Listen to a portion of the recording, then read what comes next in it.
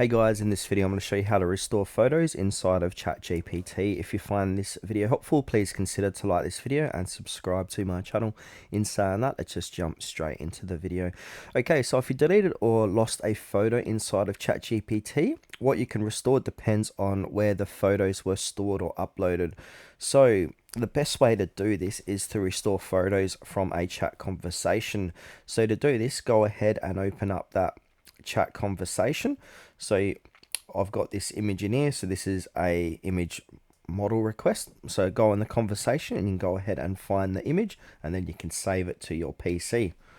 Now another thing what we can do is go ahead and click onto library. I'm pretty certain it is on the left, and then we can search for images. Now inside of here you can see all the images you've uploaded inside of ChatGPT. Now to the left here we've got more, and we can also click onto images.